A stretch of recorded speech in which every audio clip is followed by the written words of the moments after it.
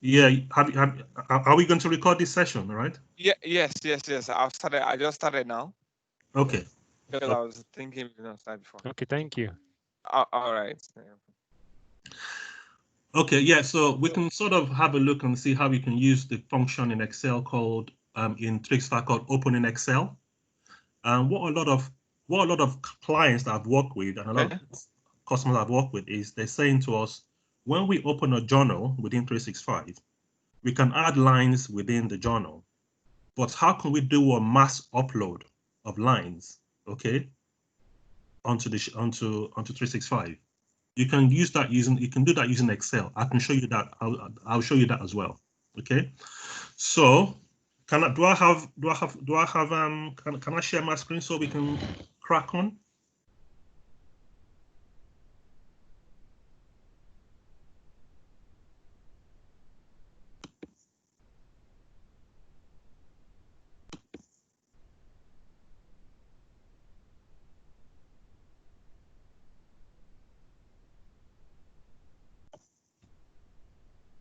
Can you see my screen? Yes, we can. You can see a Dynamics 365. Yeah.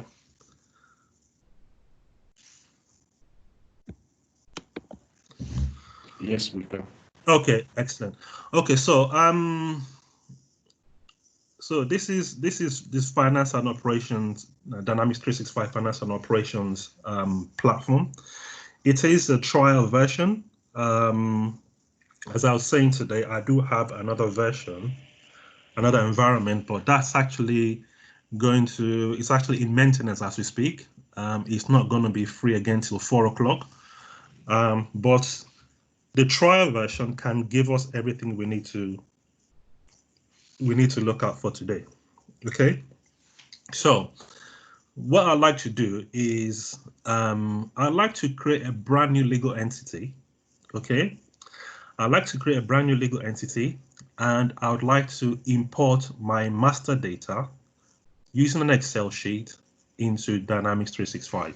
And that's what we're going to do now. Okay, so let's make a start by going into modules, and then we will go into organization administration. Okay, and then we will go into legal entities.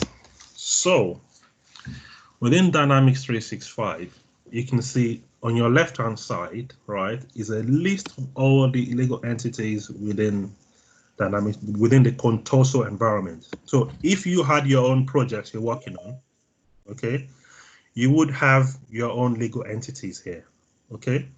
So what we're going to do is let's create a new one, and let's start migrating data into it. Okay, so let's call this company 6 Consulting. Okay, it's a new legal entity we're setting up, and we also, let's just call it SC01, and our region, which actually controls everything about the transaction that we're going to be creating, let's say is the US. Yes, okay, it's the US, and I'm gonna okay that. So what this is doing, it's creating a brand new legal entity. Okay, it's gonna take a couple of minutes. Oh, okay, that is done. So we've created 6 Consulting.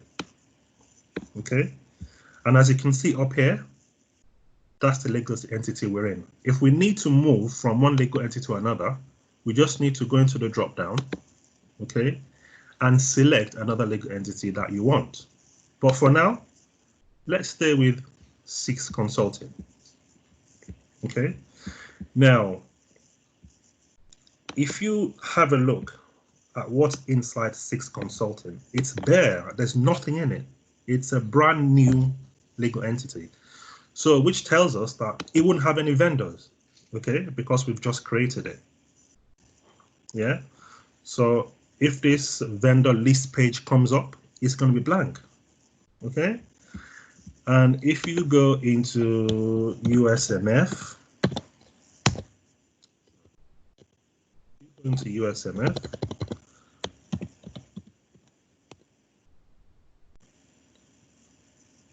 okay,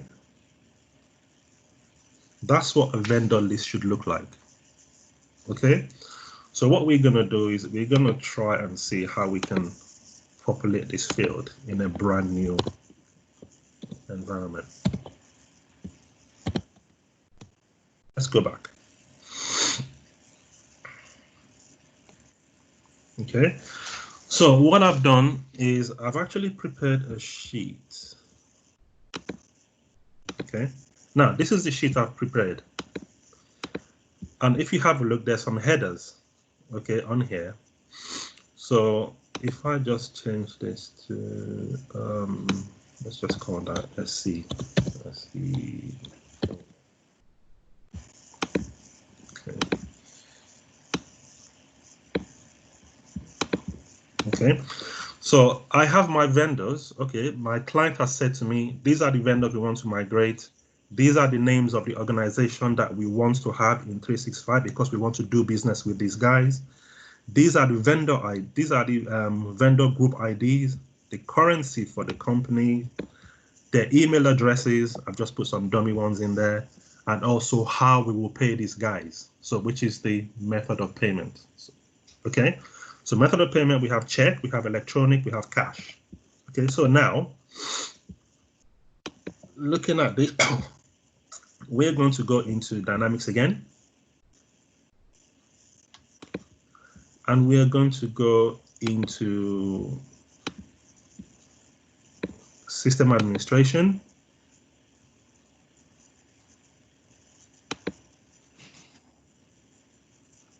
And then we're going to go into data management.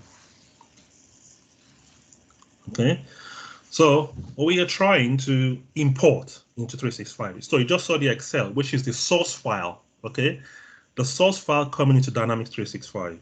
Okay, but before we actually look at it, let's quickly take a look at data entities. Okay, now data entities. This is a list of data entities that Microsoft have provided. Okay, data entities is just an object, okay, in a data module. Now, in a typical database, we have normalized tables, okay? But what Microsoft have done, they've denormalized it, okay? So which means it's been broken down. It's easy for us to just pick tables we want and use it to create, to put data into 365, okay? So here is a list. So if you want to actually know what the tables are, the table names are, if you go to target field,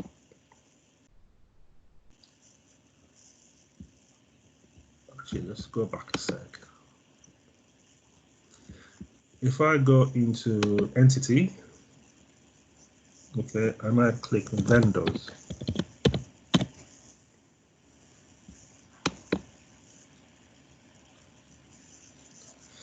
that is the entity for, that is the data entity for legal for vendors, for me to import and export vendors to Dynamics 365. And if you have a look at the target fields, here are all the fields, the tables that you can use. But one thing is, if I show you this Excel sheet, the names on this Excel sheet, okay, has to match the names here. If it doesn't match, it's going to fail. I'm going to show you that how that works. So here, I think Microsoft have created over 2,000 of these. Okay, so there is no need for you to customize any of these, because I think you probably have a data entity for almost everything. Maybe not everything, but they're about 2,000. So that's a lot. Okay, so let's go back to our data management and click on import. Okay, So this is the screen we want to use to import the file that with a source file. So we just give it a name. We're going to call it vendor import. Okay, and let's call it SC01. And you can also give it a description and say importing vendors. Okay, and then we need to go and look for the data entity for vendors because we need that table. So we go into vendors, brings that for us, and then the source file. The source file we use now, you saw, is Excel. Even though you have lots of options in here, you select Excel, okay, and then you can upload the file, that Excel file, which is just there. And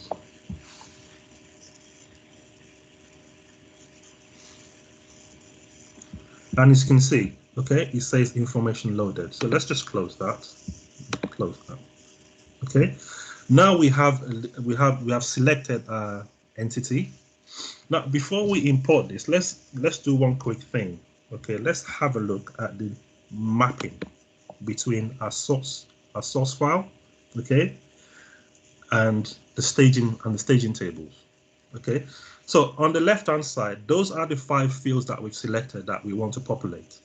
Okay, now you need to make sure that those 5 fields in your staging, okay, in your source maps to your staging.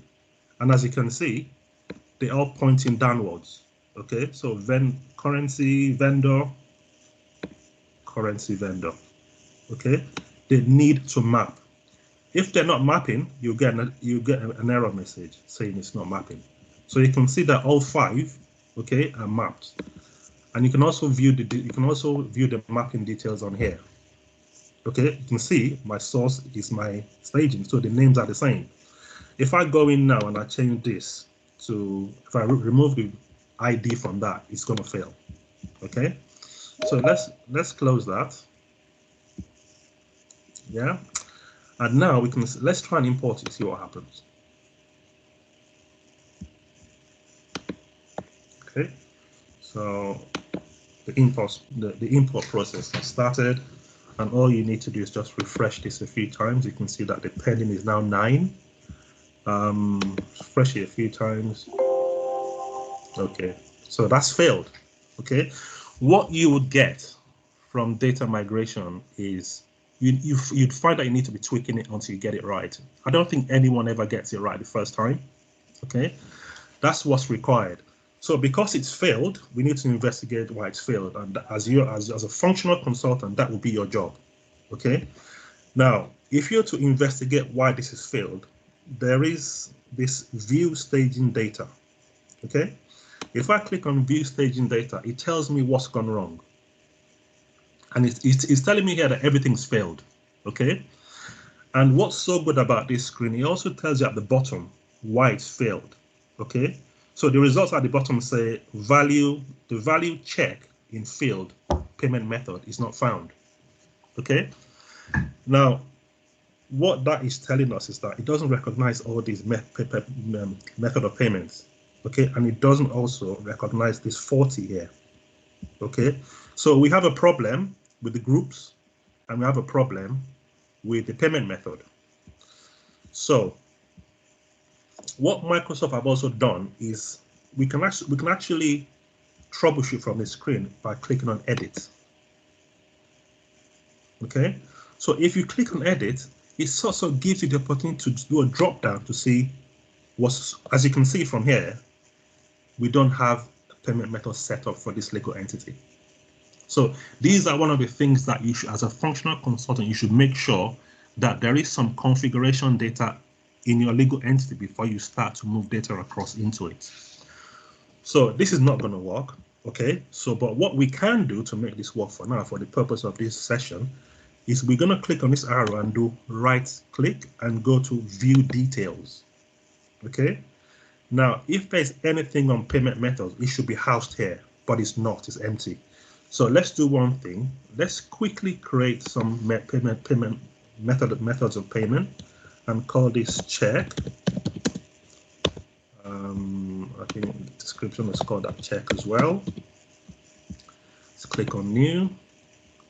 And I think there was one called electronic. So we need to create for every one of those.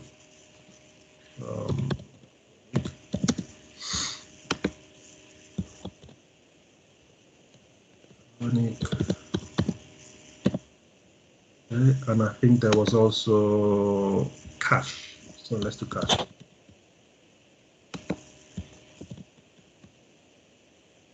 So let's save those. Okay. Now let's go back.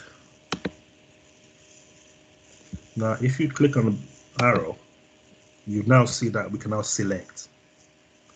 So if you click on any other one of those, you can now select.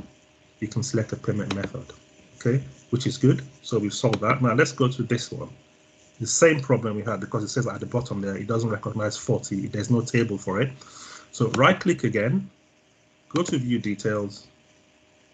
We need to set up the vendor ID. So let's set up a vendor ID for, let's call that, I think it's called other vendors. Okay. And then there was a 50 as well. So let's create another one called 50. Let's call that our parts vendor. These are the vendors we order all our parts from there in this group. Okay, so let's save that. Okay, and let's go back.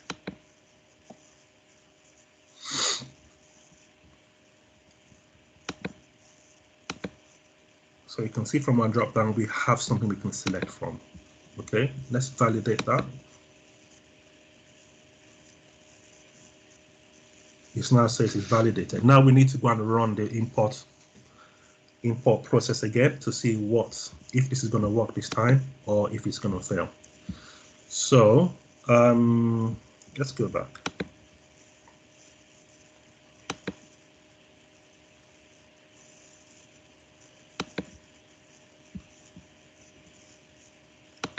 So I'm going to run this again.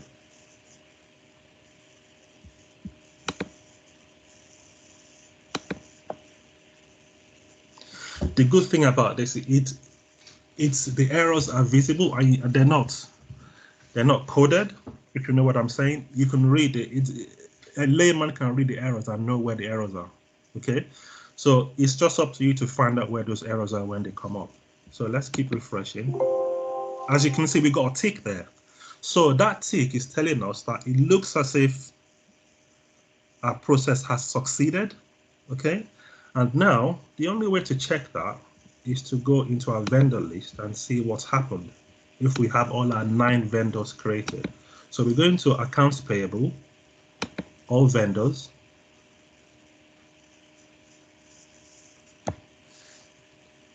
and there you go.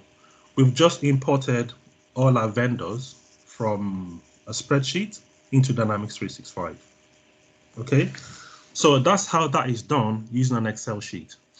But having said that, it really depends on the fields that your customer wants to import. So what we've done in the past is, if we just go back again into Dynamics 365, sorry, into data,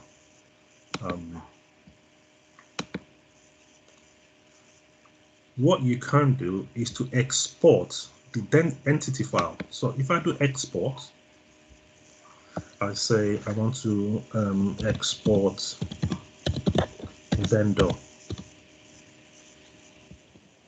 vendors. Okay. Which entity I want to export the vendors. Okay, so it brings up the vendors data entity, and then what format do you want it in? I want it in Excel. Okay, and just click on add.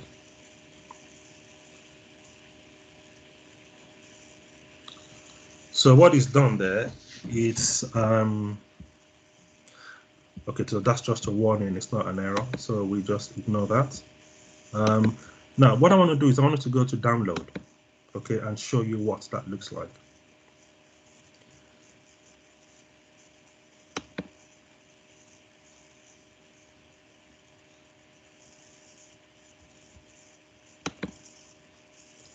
What it does, it downloads a zip file, okay, and that zip file contains a template for the vendor, for the for all vendors.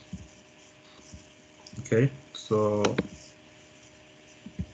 that download.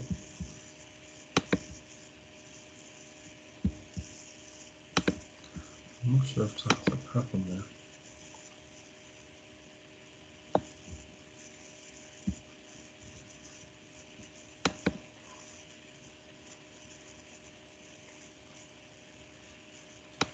What should really happen is if I go to my downloads,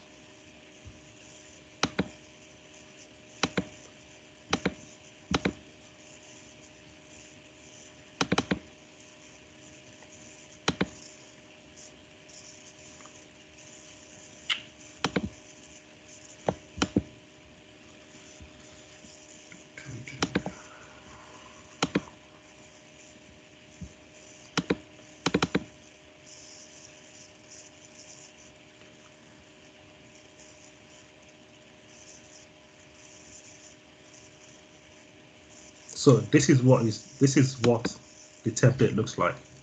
So this is what we will give to a customer, okay? Because with this template, you are absolutely sure that you have all the right headers in the table, okay? So what we normally do is we just pass this spreadsheet onto the clients or your customers and ask them to fill out all the vendor details in this sheet, okay? Now, the scary thing about this sheet is it's got over 140 headers on it. They're very long. Okay, it's very, very long. And to be honest with you, there are only about 10 that are relevant. A lot of it is just, you know. So what you can do is, it's really up to you. If you want to work with your vendors or your customers or your clients, you can work with them to develop this sheet, to populate this sheet with the existing vendor details that they have in their legacy system. Okay, so that's what you can do with that. And if we go back here to our SCO1, which is our brand new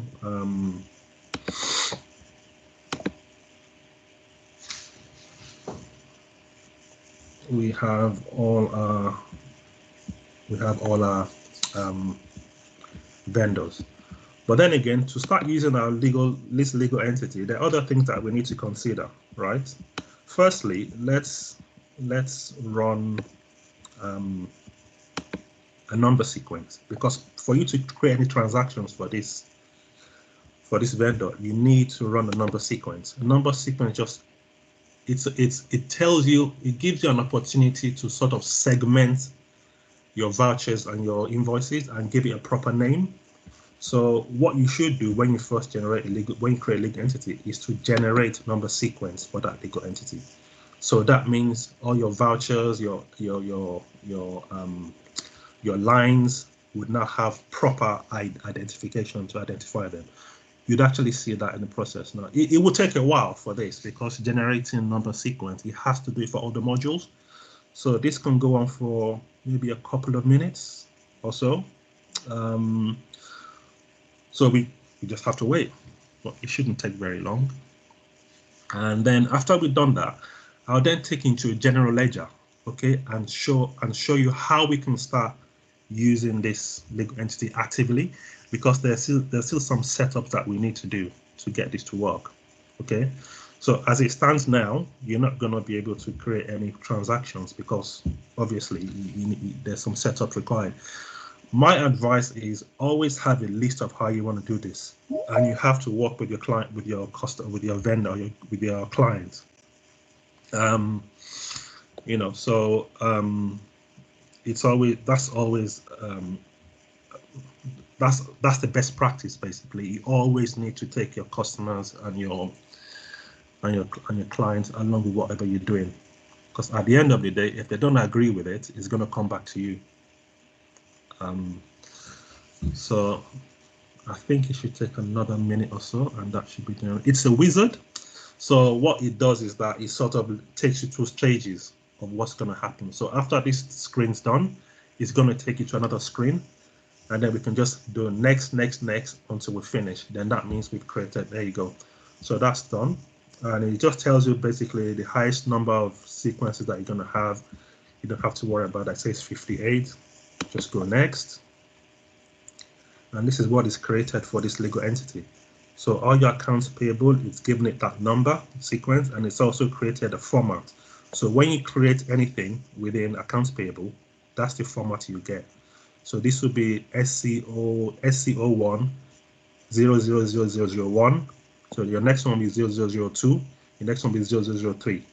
So that's what the sequence has done. So we're going to say yes, we're happy with that. And then it gives you the numbers of how many are created, and then you finish it.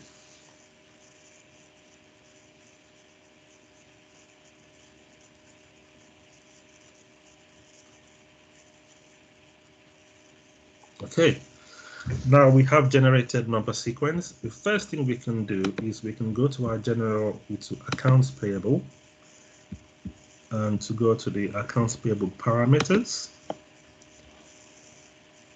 And you can see if you go into number sequence, it's generated those numbers I just showed you.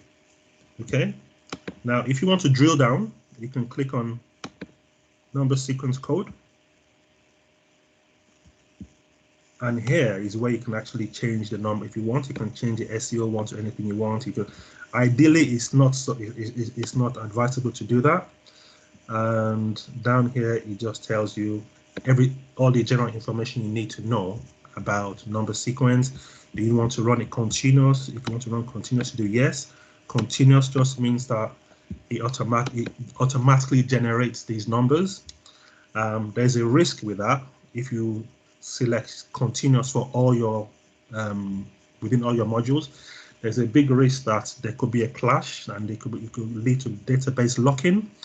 So the advisable thing to do is to speak to maybe a technical guy, or to speak to your solutions architect for a way forward for this. Yeah. So okay, so let's now go back. We know that's now generated. Let's now go to our general ledger, see what's going on there. General ledger, if you go to main account, it's not going to do anything, okay, because you don't have a chart of accounts set up for this legal entity. So these are one of the things you need to set up. So I'm going to close that. Just bear with me 1 sec. There's someone at my door. I'll be back in a sec.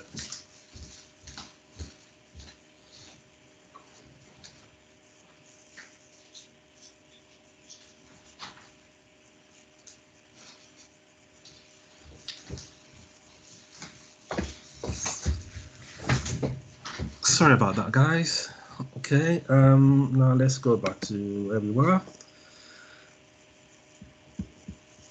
Chart of sorry, no, not chart of accounts. Okay, these are the chart of accounts. Okay, now what it does is that it automatically generates a chart of accounts for us. We now need to select which of these chart of accounts we need to use for this legal entity. So for us to do that, we need to go back again, and then we need to go into our ledger page. Okay, so ledger page is found on the ledger setup. If you click on ledger, now this is the page where you need to do your setting up for your fiscal year, and also for your chart of accounts, for anything around your account structure, and also the currency that you'll be trading in. So let's edit this page, because we need to add some information to it. Okay, so firstly, it says what chart of account do you want to use? Because this legal entity is part of a family of legal entities, but they want to share the same legal entity. So we select the shared legal entity. So which means we're sharing this chart of accounts with all the other legal entities. The fiscal year, that's the same. We're going to go into fiscal year in a minute. We explain what that does. Select fiscal year, and that's all done. We don't have to worry about balancing financial dimensions. That's more to do with balancing the financial dimension with the balance sheet. We're not looking at that now. Now, next, let's look at the accounting currency. So it's a company based in the US. So we're going to say USD. We're going to trade in USD dollars.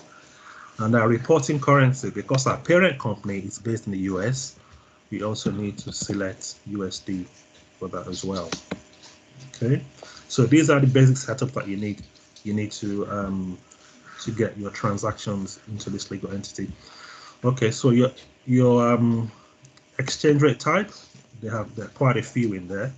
It's really up to you need to make a decision with your client, but for now, let's go for the default one. There are lots of providers that you can select. If you want, for instance, if you want to pull prices from Nigerian Stock Exchange or from Bank of Mexico, if it's one that's not configured on the system, you need to get a developer to sort of write some code around that if you want something else for your provider. For budgeting, we're not losing that. So let's just say budgeting. We select an exchange rate type for that. Now for the account structure, what is an account structure? The good thing about account structure is that it lets you put all your transactions into a proper structure, hence the name. Okay, so you select your main accounts. So your vendor, your client comes to you and says, with every main account, I want to see this financial dimension. Okay, this is where you do all your setting up for that. Now, to do that, you need to configure account structure. But we've already got some here that we have that we can add. Okay, here's a long list. So for anything that's going to be attributable to the balance sheet, we select the balance sheet one, and then we select next. Yeah, it tells you that adding a structure, that's absolutely fine. Do you want to add account structure now? Yes, we want to. And then we also need one for our profit and loss as well. Okay, so these are the two main ones that we need for our postings. So let's look for the manufacturing P&L from this list. So manufacturing P&L.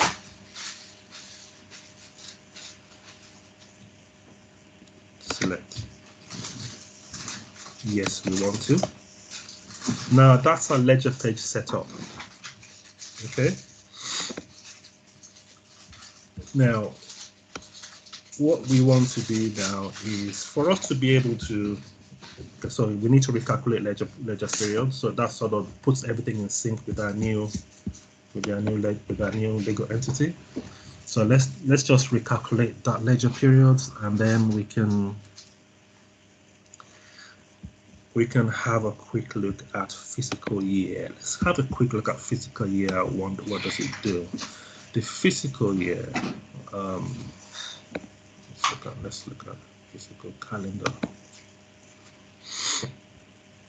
Every time you trade, you have to have a fiscal year. Okay, and a typical fiscal year starts with a period of 0, which is your opening. And then you go all the way down to your period 1, period 2, period 3, period 4, period 5, up to you get to your period 13, which is your closing. Okay, so everything that you need for your previous opening balance needs to be copied over into your period 0, and then you can now put in transactions from period 1, period 2, period 3. So if you select a period, for instance, and you edit it, okay, and you can do anything you want with these periods, but do not close it. Whatever you do not close it. And any operating period that you have on, if it's operating, you can post into it, okay, and all the way down. But then you need to also create for 2021, 2022, 2023. So what this does is it just allows us, it opens up a period where we can post our transactions into, okay, for that fiscal year. So let's have a quick look at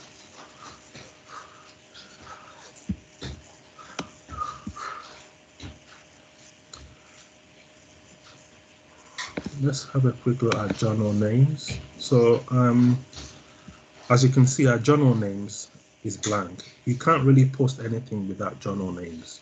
I don't know if you come across journal names before, but if you do a quick switch into our USMF legal entity, we're just going to catch a glimpse of what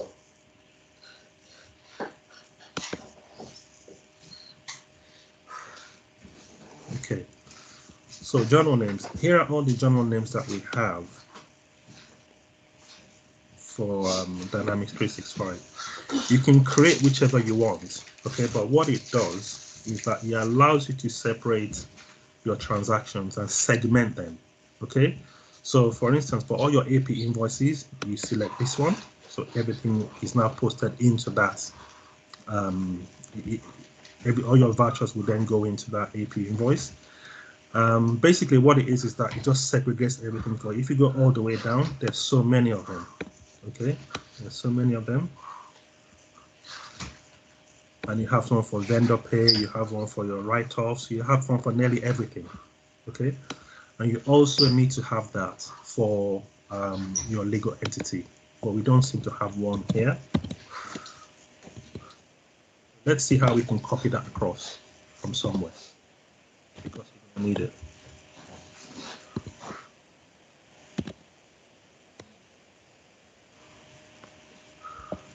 So it's empty. So without it, let me show you what I mean. If I go into accounts payable and I want to raise an invoice, okay, I want to buy something from vendor.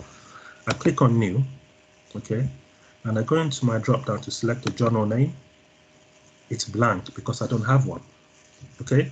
So we need to find a way to get that populated.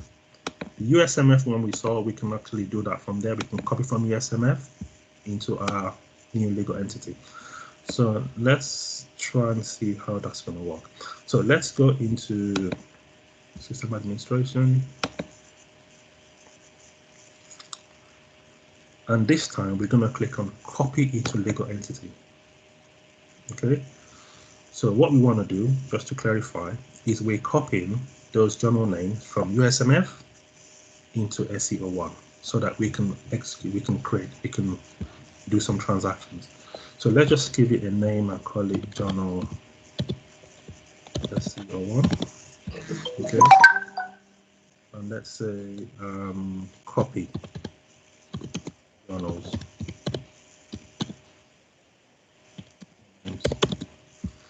Okay. Copy into legal entity, yes, we're keeping that. But have a look at this one, source. Our source is not SEO1, our source is where it's coming from. So our source will be USMF. USMF.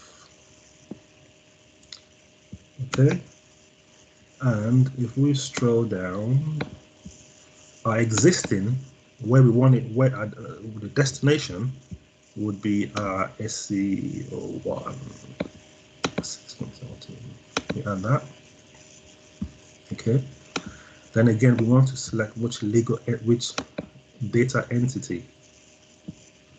It's going to be a data entity called journal names. Okay, and then just add that.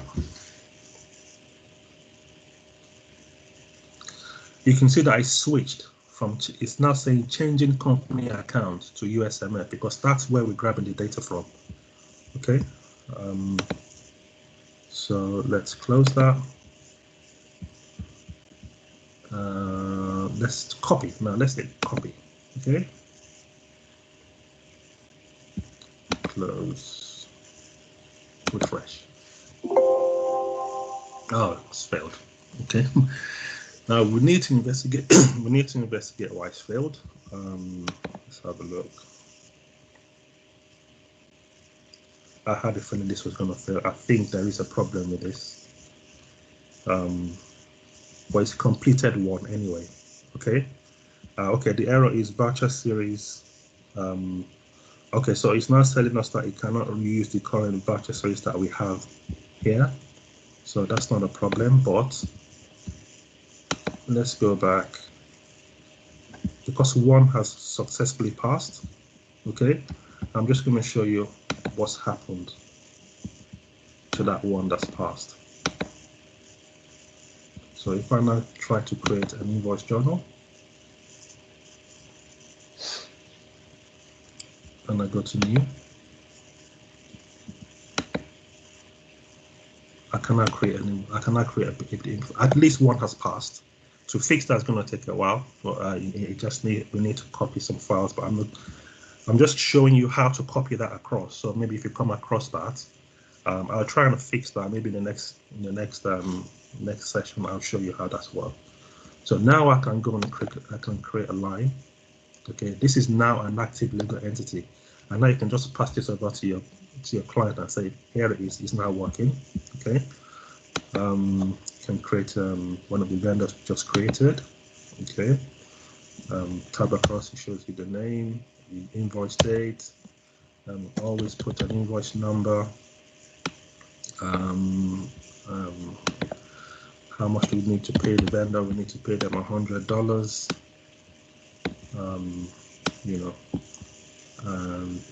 What's the offset account? Okay, let's offset into an expense account. Okay, and let's call that purchase. And we can post it. So what you've done is create a brand new legal entity. You've set it up from the scratch. You set up the legal entities. Okay, what that is saying is that you haven't set up a posting profile. So these are the kind of issues you come across. The nibbling issues where you can just tweak things here and there. What that is saying to us is that the posting profile has not been set up. Okay, so you can't do anything without posting profile. So let's quickly go and see where we can fix that. If it's a quick fix, we can quickly go into our parameter, into our parameters, and it's complaining about, okay, compare posting profile. So let's select, okay, we don't have a posting profile set up. Don't have a posting profile set up. Okay, let's have a look and see if we can quickly create one. Posting profiles. So again, this is what I've been saying about posting profiles. You need to make sure you can set all these up. So let's just call that general. It's going to take a while to set up because we're also going to need a posting group. Let's call that.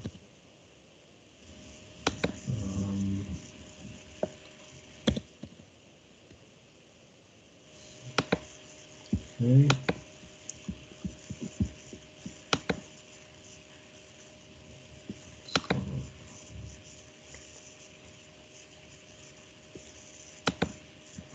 I think we should be okay with that now. The previous account. Let's go back to channel name.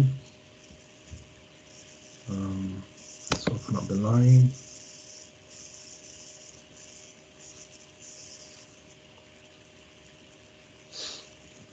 And let's post our journal.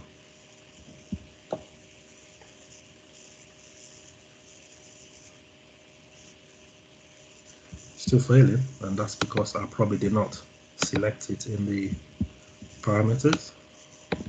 Let's back up parameters, and the one I just created, I need to select it. I don't think I did that.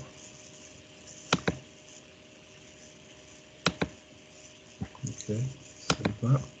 Go back. Vendor invoice. Go back to our line. If this doesn't work, at least we know that we tried, and now it should work.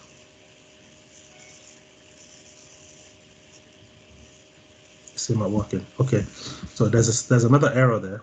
It says somewhere. Okay, it wants a summary account. Okay, so the summary account is looking for is what's gonna happen is if I go back in here,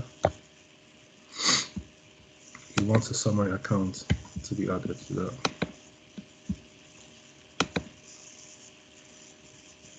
I'm gonna go for that account and save that again. Okay, so I'm purposely doing this because it's sort of showing you how to troubleshoot. If I do this and it all works, I don't think you would have learned much. But if it fails, you go back and fix it. If it fails, you go back and fix it until you get it right. So let's go back again. And then invoice journal. Let's go to the lines. Now let's post.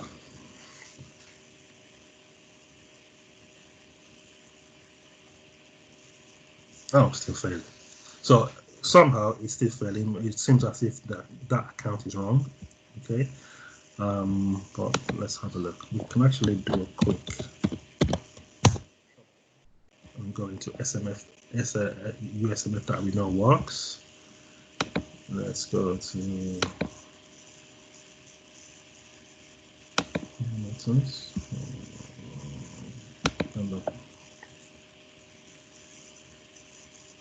okay.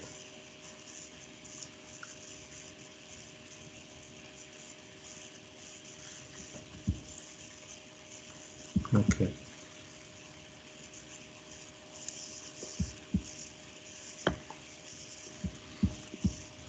Okay, so for that particular vendor, I'm not going to be able to go and fix that now because we run out of time. But next time we meet, I'll have a fix for that. We can just go through that again. It's not a problem. It's a really minor problem, but I want to go into something else because we only have a few minutes left. While we're in USMF, okay, I want to show you how to use Excel again, because Excel is so powerful. It's really well integrated, and it's very useful for Dynamics 3. You can do lots of things with it. So let's go to General Ledger. Okay, let's go to Journal Entry. Okay, so you can enter a journal here. Okay, only those with sysadmin ideally would have access to the general journal because you can do nearly everything in here. Okay,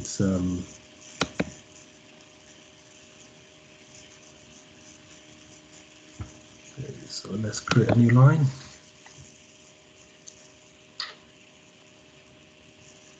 Okay.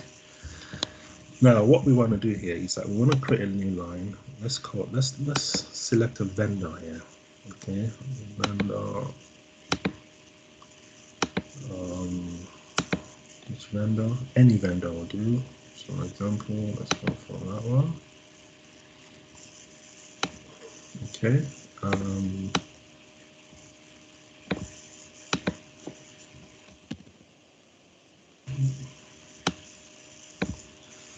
And let's offset it against let's do another. Let's go to raw material receipt, and that's it. Okay, so let's save that. Okay, now what you can do with this is if someone comes to you and says, oh, it's nice that you entered the new line, but we want another way of also adding additional lines without having to do it from here because it's going to be too onerous to do it from here. What, can we just do a bulk upload into here? So what you can then do for that is you can go into here, open in Excel, General Journal Line Entry, then download. Okay, so what this does, it allows you to open Excel, which integrates into the screen, and then you can use Excel to add new lines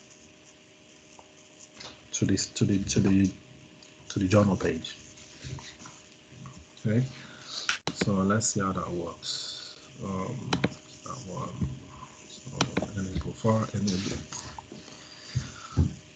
So what it does, it checks, it does authentication on me. It retrieves the information, and if it's good, it opens that line we just saw in 365. So as you can see, okay, we have one line, okay, and what's so good about this is that you can actually go in. It's got table lookups as well, where you can just go in. I'm going to add another line to that. 04-05. Okay, I'm going to call it USMF. As you can see, I can always pick from the lookup table, which is good. But I'm just going to type it in. Yeah, vendor. I'm going to keep the same vendor, so I'm just going to select from the lookup. Let's do the same vendor. And USD. It doesn't have to be the same vendor, but then again, depends on what the requirement is from the client. USMF, ledger, and then let's do once. Okay, I've created another line, and all I have to do now is click on publish, and what that does, it publishes it back to Dynamics 365.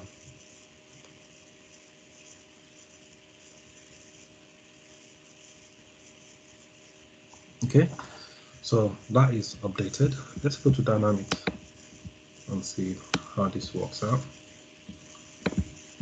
If you refresh, there you go. Okay, so that's another way of adding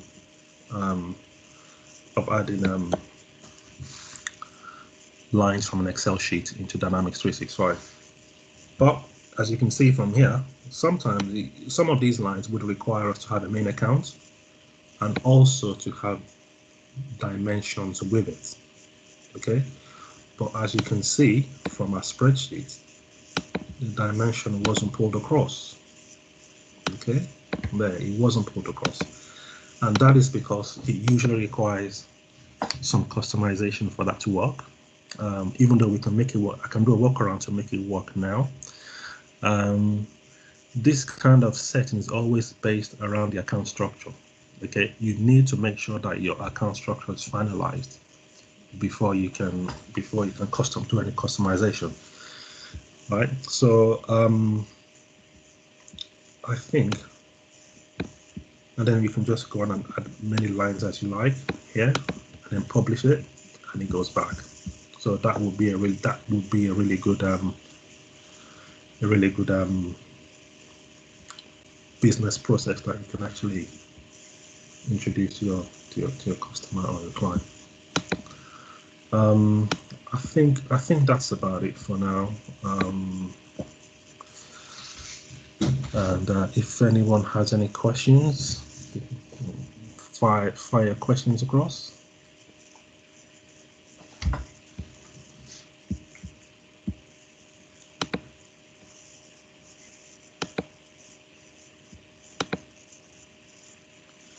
Any questions?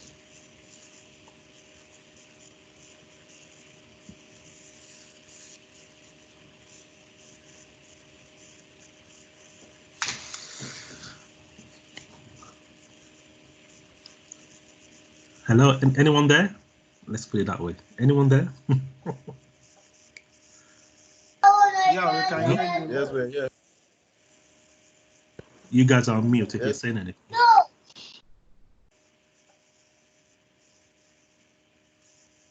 Okay, so Ahmed, anyone are have you a there? question?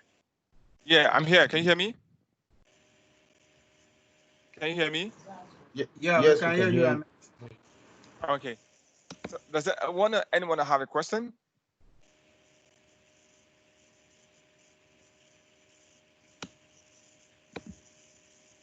Okay, I think I have a question. Maybe I should just ask this and for the purposes of the house. Okay, and then if you have legal entities, for if I have if the company, for example, I have businesses in different countries, like let's say in Nigeria, in US, and in Canada, and then the currencies and transaction currency will be quite different, of course. So when I'm transacting in with Nigerians, I want to be in Naira. Where I'm transacting in US and in other countries like that, we should be in the local Hello, currency. does anyone have any questions? Hello, can you hear me? Hello? Hello? Hello? Hello? Hello? Ahmed, we can hear you. I don't know if Tunde is disconnected or the network is bad, but we can hear you, Ahmed. We can hear you both, actually. Okay, today, can you hear me today?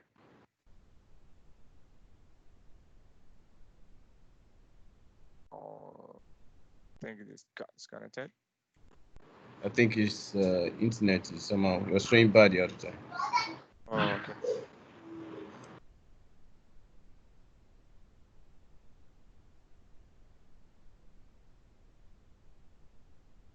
I'm just trying to see if you can cut it back.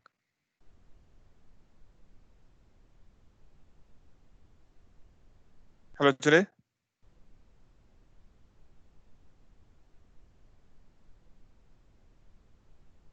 Oh, can't hear.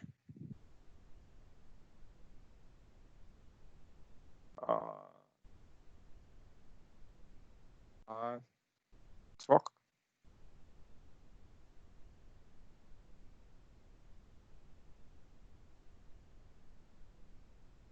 Okay, I think it's gonna be back. It's trying to check his sound. Okay. I believe everyone is getting along. You're able to grab things a lot, right? On this, maybe one or two things, right? Yeah, we are. It's interesting, but my questions, I don't know where to start. But it will definitely will not be today. Yeah, you can ask the question regarding this part, and then if you have a question, you can ask.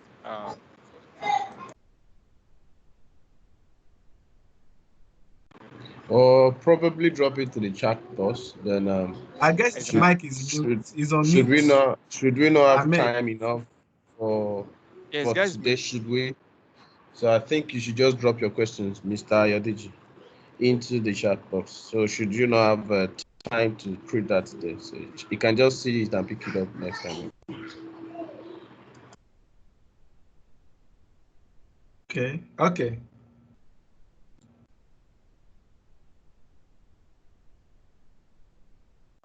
Not sure. All right. I think today's mic is mute. I cannot be able to unmute. Hello, guys.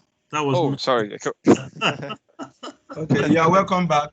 Yeah, it was the fault was from my side. Sorry, it was something with my mic. Sorry. Okay, no problem. We're just wondering. Yeah, I won't just leave you guys. I won't do that. I won't just leave you. I mean, we understand that there could be technical issues there. Yeah. Okay, I was asking a question, and then my question is, as a company, I have I'm transacting business in different countries. Let's say, for example, in Nigeria, in Canada, and US. Yeah. And my base country is US, and then of course, when I'm transacting in Nigeria, I won't be transacting that transaction will take place in the local currencies. In Canada, it will be in local currency. So, and how, for example, and also if you have a branch in Nigeria, in Canada, and also of course my base company is in US. Okay, and then if I want to transact business in using finance and operation, I'm just trying to ask about the legal entities. Does it have to do with me creating a legal entities and having currencies based on the fact that I have a branch? We have a branch in Nigeria and Canada.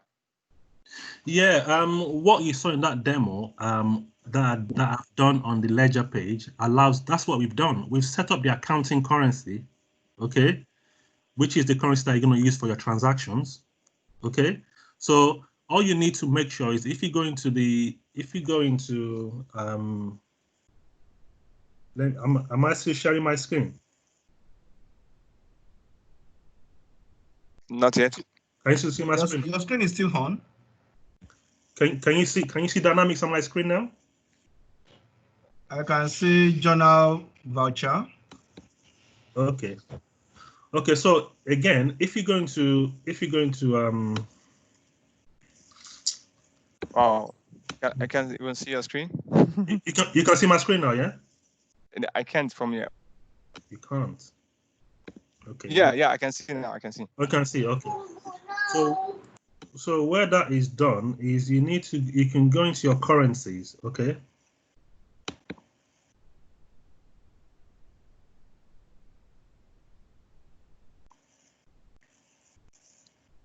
So you need to make sure those currencies are set up here. Okay. So as long as those currencies are set up, the Nigerian currency is set up, and then you can then go into the type into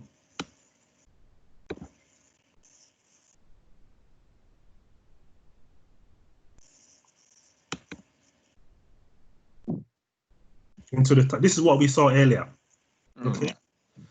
This is what we saw earlier. So really, the way currency works is that for any exchange, you probably get new prices into your system every day or every week or every month, depending on the kind of deal that you have with the exchange rate provider. Okay. So, but at the end of the day, you also have to make sure that your currency pairing, you pair your currency and you have the right exchange rates on them. Yeah. So here, this is where the rates are. This is where the rates are set. Okay. So you can see the euro against it's all euros first. Okay, euro, the Danish mark, the pound, and then here is when you actually go and set up the rate against that that pair. So as you can see now, for euro against sterling, okay, this is the rate. So at any time you can add a new rate. You can add a new rate. Okay, say from today.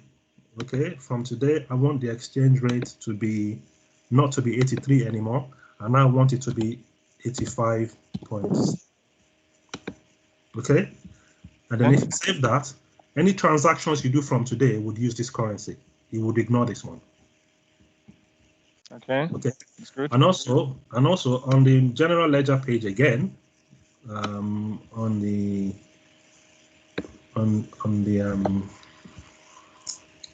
ledger. Okay, whatever currency you set here, accounting currency, is what all your transactions will come in as. Okay, so you were saying that maybe the Nigerian currency. Okay, if we edit that. Okay, it's not allowing me to get that now.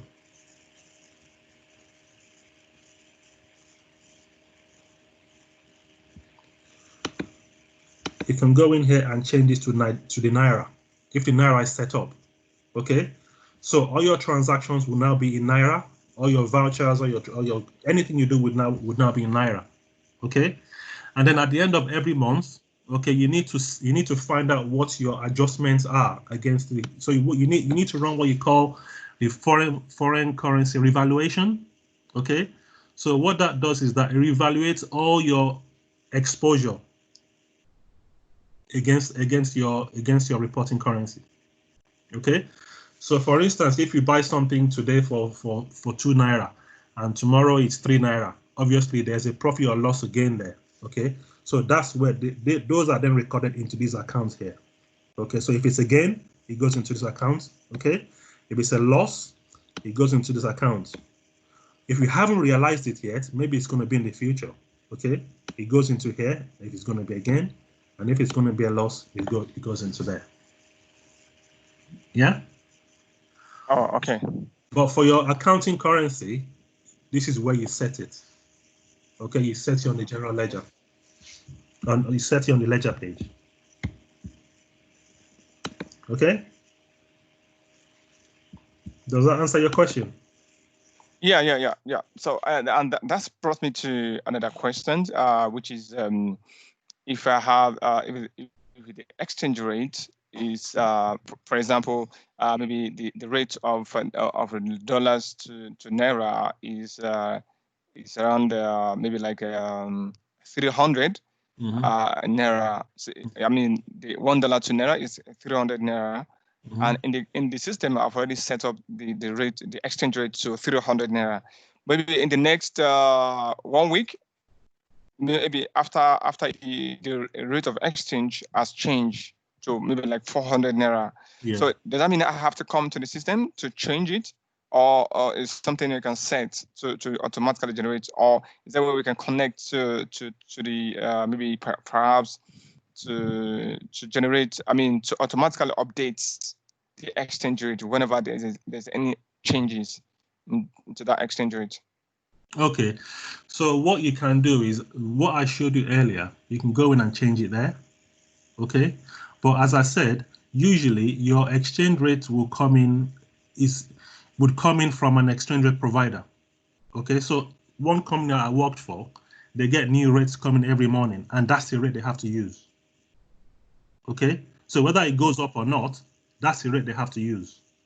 So for instance, if they set naira to dollar, if they say 350, you have to use the 350. Okay, but it's really down to the requirement of your client about how they want this to work. Okay, yeah, it's really down. There are many options that I've given you there.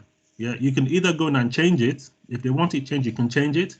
But ideally, those rates should be coming in from your exchange rate provider, which comes into your system maybe every morning.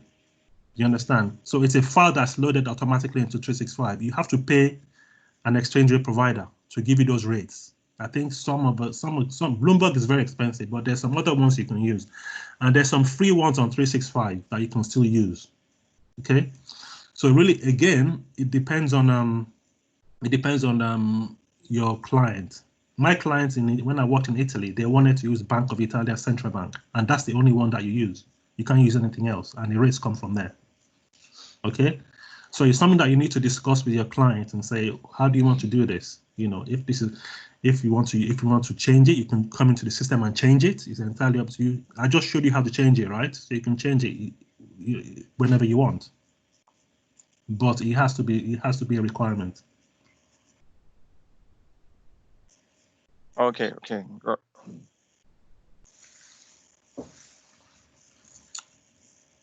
Somebody's asking, what if this is a black market?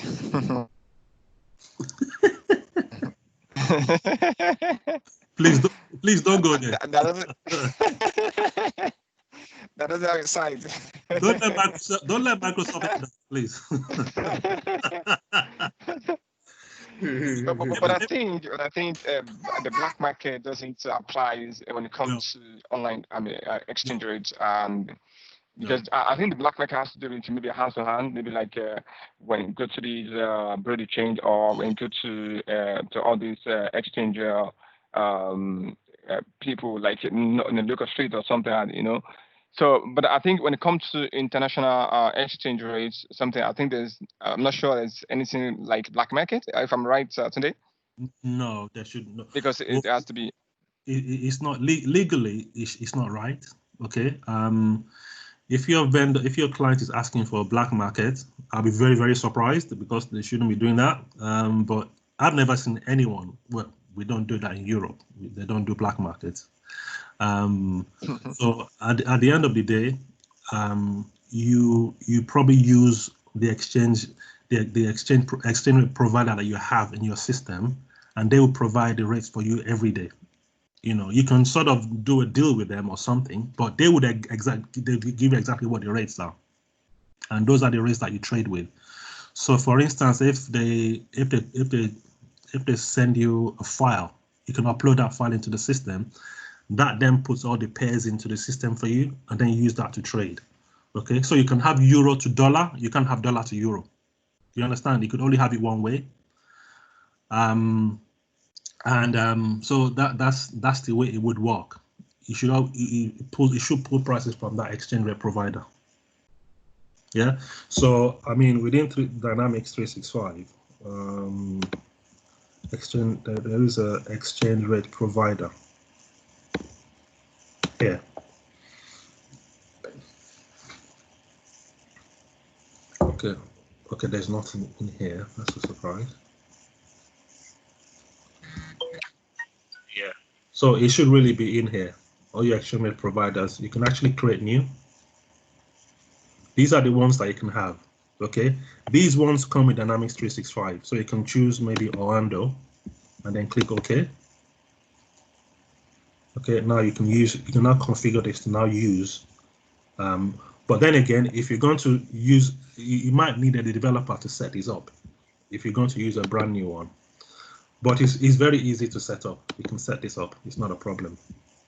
But there's some things you need to set up before you do it.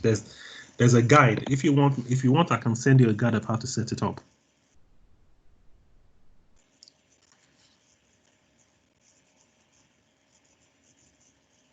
Oh, I think that would be great for the members to have this as well. How? Okay. And let me see. Is there any question? Okay. All right. So something I also want to chip in for the benefits of the people around.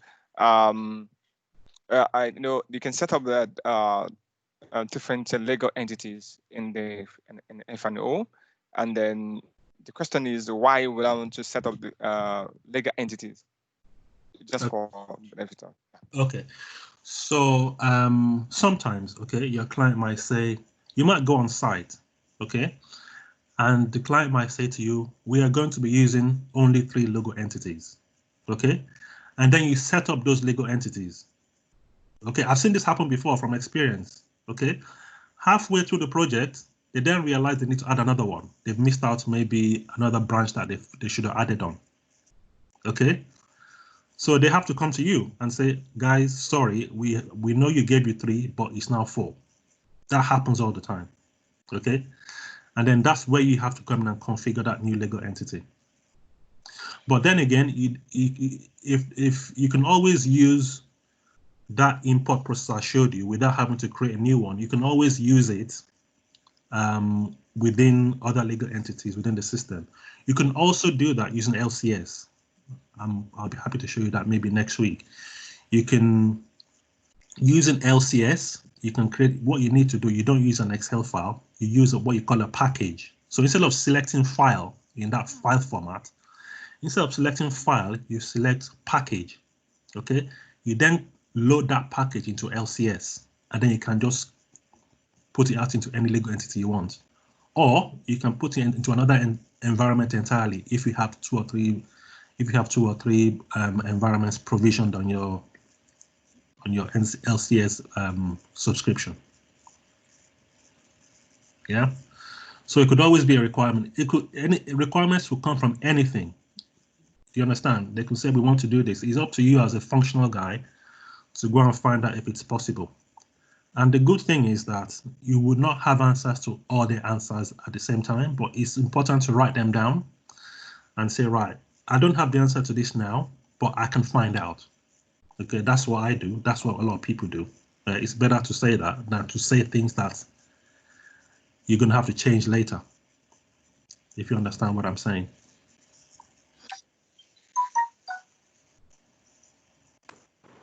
That's very true. That's true. So in terms of Dynamics 365, it's the implementation. I've worked with a very big organization where I did not have to do any data migration. They had an expert teams who did that. So we sort of makes your life a lot easier. I don't know what kind of teams you guys work in, but if you work in on a very huge project, you probably find out that there's a data team, there's an integration team, there's a DAT team, there's a test team, there's all sorts of teams. So all people are just doing their own thing because one person will not be able to do everything in a big project. Yeah. So you're just doing your own thing, configuring the system, working with developers, making sure developers have their VMs, do their development, merge their code into the main branch, and then create a code package and deploy to LCS. Do you understand?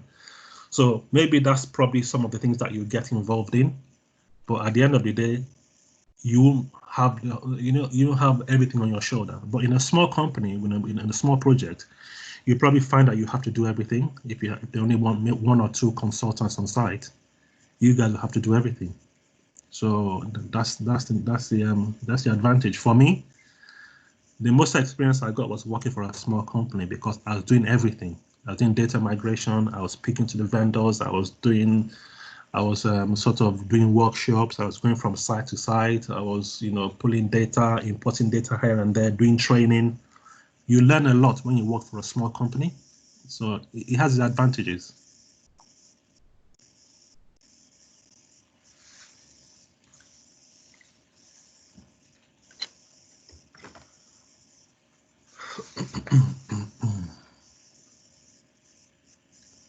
Is that clear? Yeah. So yeah, that's good. So Very clear. Very clear. Yeah. Sorry, I didn't hear that. Yeah, that's It's very very clear. That's clear. Very clear. Okay. Yeah. So does anyone work for a small company or a big company? Are you finding out you're doing too much, or where's your pain? Where are you having problems?